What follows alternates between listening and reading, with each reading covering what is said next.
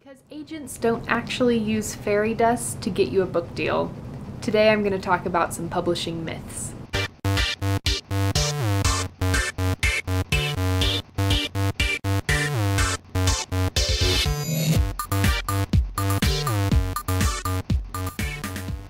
Myth number 1. You're going to write and publish one novel. Most of you word nerds are pretty dedicated writers, and I know a lot of you want to be career writers, so this might not apply to you so much, but it is something that I see a lot with people who don't necessarily want to be writers, they just want to write a book one day. Maybe once upon a time you could write one really good book and get it published and be done, but these days, particularly in the YA fiction world, the competition is much bigger than it used to be. Remember that publishing is a business. They want people who will write more books for them, will publish more books, will be successful, and will make more money. Myth number 2. Everything is easy after the contract. Getting an agent and getting a book deal with a publisher is the hard part, right? Once you've accomplished that, everything's smooth sailing.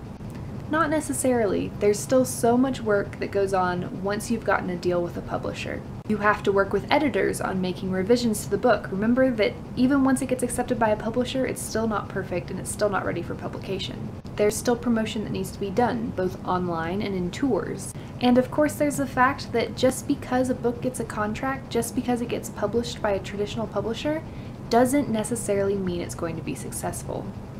So don't be surprised or disappointed if you finally reach that point of getting a publisher and you find that there's still so much hard work to be done and there's still room for disappointment. Myth number 3. Good books get published. Always. Agents and publishers don't just reject books because they aren't well written or because they aren't good stories. Sometimes books get rejected because it's just not the right time for them in the publishing world. Once again, publishing is a business. They have to choose the books that will sell. It doesn't matter how good the book is, what matters is if people will buy it. This myth is related to the idea that self-publishing is for people whose books aren't any good. Of course, that isn't true. Plenty of good books are self-published, sometimes because the author just wants to self-publish, and sometimes because the market wasn't right for the book, and so traditional publishers didn't want to take it. Myth number 4. There's a perfect way to publish a book. Sometimes it is tempting to look at the publishing stories of our favorite authors and say, that's how you get published.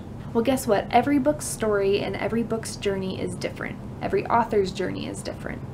That's why there's so many different ways to publish. There's traditional publishing, there's indie publishing, and there's self-publishing. Every book takes a different amount of time to write, to revise, to get published. Just because your publishing journey isn't happening the same way as other authors you know, doesn't mean that you're unsuccessful. It doesn't mean that there's something wrong with your story or with your writing. You need to find the path that's going to work best for you, not the path that works best for other people. So what are some myths that you have encountered in publishing? What are some things that you think everyone thinks about publishing that aren't right? Let me know in the comments, and I will see you guys this Sunday for the live chat at 7:30 Eastern Time, as always. We're going to be talking about the fun that is world building. I am so excited to talk about that, and I'll see you guys on Sunday.